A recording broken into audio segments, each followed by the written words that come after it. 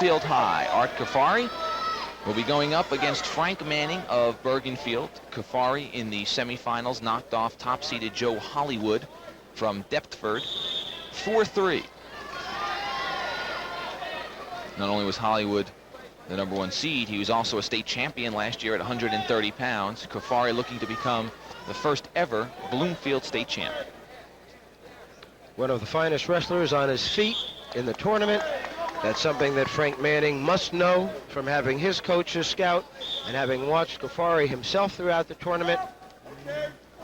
As we had said in an earlier weight class, Cuffari's come through with some easier victories, and it's Manning that's come through with the tough ones. And just as we were talking about the fact that Cuffari is so good on his feet, he's gotten the 2, given 1, hopes to take that early lead by building up 2 for 1. Similar builds in the lower torso, perhaps Cuffari a little stockier, but similar in size and build. 2 undefeated wrestlers here at 136 in the finals. Cuffari with the 2-1 advantage in the first period.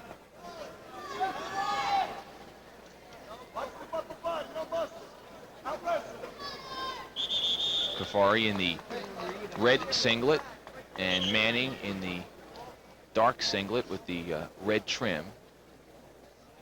And we get an injury time taken, and I think it was Cuffari who pointed out to Dick Matarenti that there's some blood coming from Mr. Manning's nose, and that's why we were taking the time.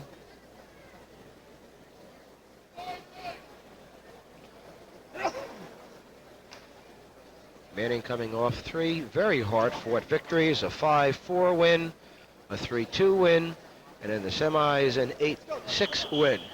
So he's come in prepared for close competition, knows what it's like to have it come down to the wire.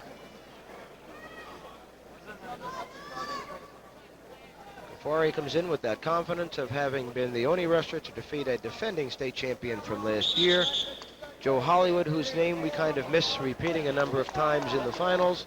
Cuffari was with a 9-5 win over Hollywood in the semis.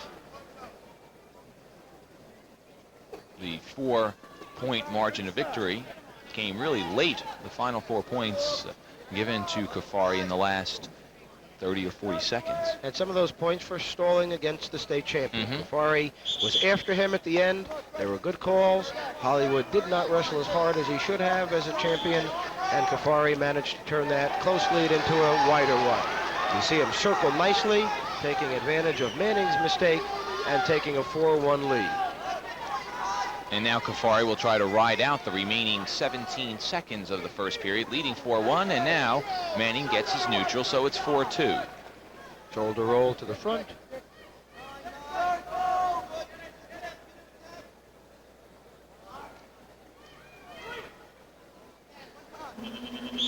And the first period comes to an end. Manning from Bergenfield, and I'm sure we are all aware of the tragedy which took place in that Bergen County community this week with 4 youngsters committing suicide. And if I may for just a moment, a tragedy, and certainly condolences to the families of those youngsters, but it is the stories of the Frank Mannings who perhaps deserve more attention. They're the ones who fight through adversity, and here he is in the state championship. And Cuffari will just let him up. Obviously, Cuffari very much confident on his feet. We've talked about it throughout. He leads 4-3 now. A good upper body strength, Matt. Locking underneath Manning's armpits, driving him backward, keeping control of the match. Manning feeling he's at a disadvantage and being able to shoot in on the legs of Cuffari.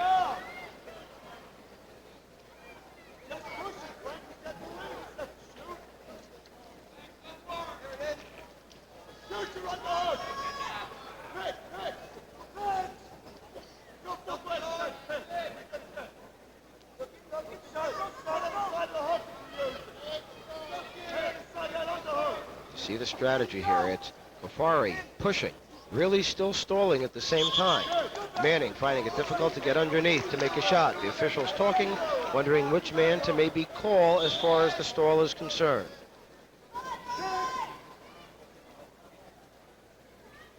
Manning seems very cautious of the fact that Cuffari is so good on his feet, and seems as if he's almost trying to figure out what he can do without getting a 2-point takedown. He's upset that he lost that 2 by a very simple spin the last time. When he made the move, it was countered beautifully. He was circled by his opponent, and he went down 4-1 at that particular time in the bout.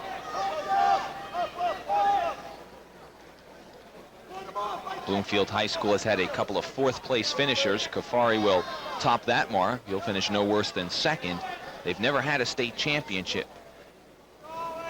And it looks like they will have a state champion if Cuffari can continue to work well on his feet and do things like that. Get his 2, move out to a 6-3 lead, ride for a while, then let his man up.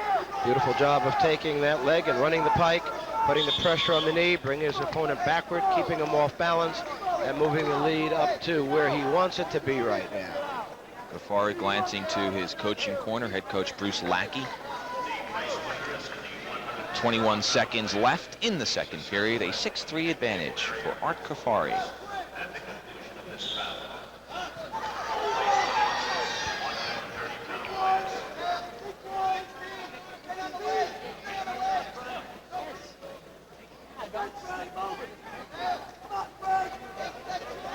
Almost out. Cuffari staying with him.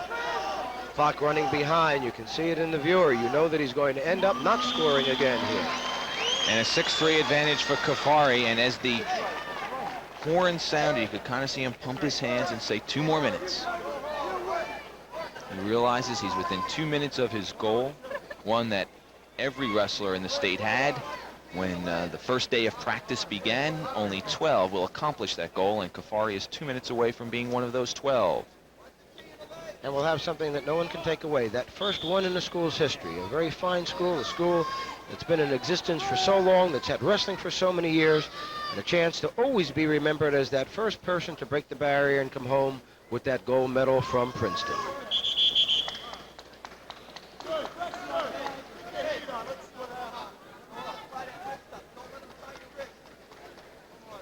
We'll see what Manning, the 2-time District 2 champ, can do on top and see if he can work. The one thing he's not going to do is let Cuffari out, because that's when Manning is at the disadvantage, and we get a caution to Cuffari for moving too quickly.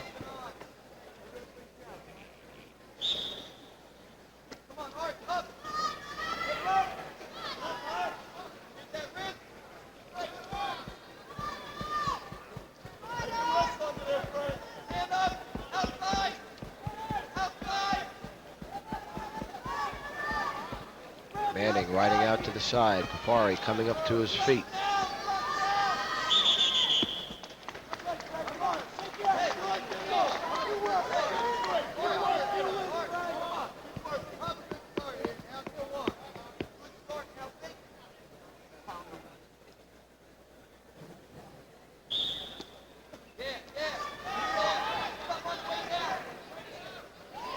Cuffari gets the neutral. 7-3, and now not only has the advantage on the scoreboard, but in terms of the positioning. He likes to be on his feet, and he has been able to take Manning down with some ease.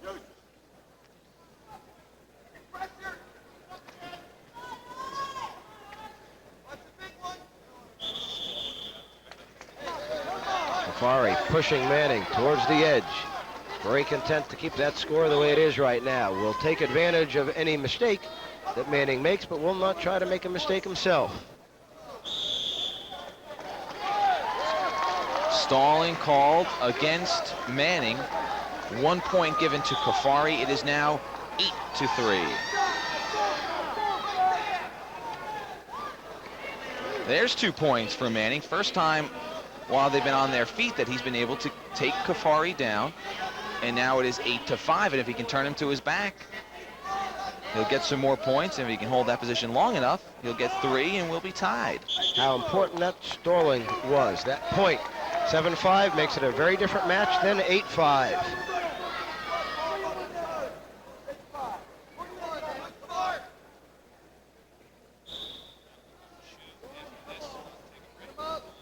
It's now Manning that lets his opponent go to make it 9-5. It's not going to be a takedown. That's enough. He's going to have to go for a takedown to the back, and he can't do it. He wanted a dump, and it's Cuffari who will be Bloomfield's first state champion. The 1 point for the neutral with 10 seconds left. It's 11-6. Art Cuffari now 5 seconds away from being Bloomfield's first individual state champion. And he jumps a little bit for joy as the horn sounds to end the 136-pound championship.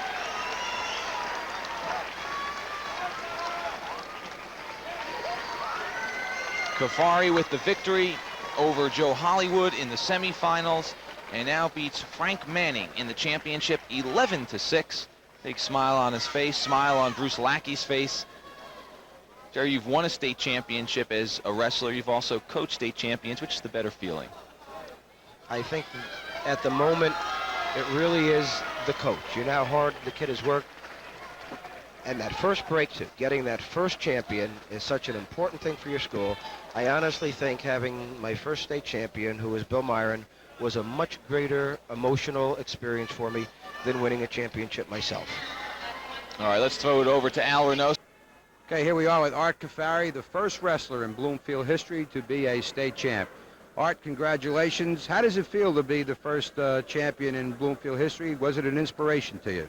Well, since the beginning of the year, me and John Stobie, our co-captain, we're, working hard. And, can you stop this? And you thought that it would be an inspiration to go on and be the first guy? Yeah, Mr. Lackey, can we stop it? Okay.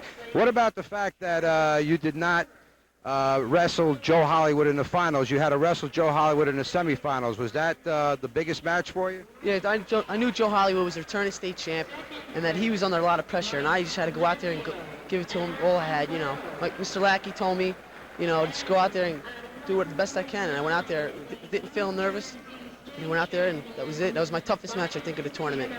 Okay, in the beginning of the season, a lot of people thought you'd be at 142, and I thought you'd be at 142, but here you are down a weight class. How did that happen? Well, at the beginning of the year, I was up in weight a lot, pretty much, and Mr. Lackey said that it would be better for the team to get down to 135. And I missed the first tournament for not making weight, but then Mr. Lackey and Coach Corbo inspired, told me to get down to 135, and it seemed like it worked out, help the team, and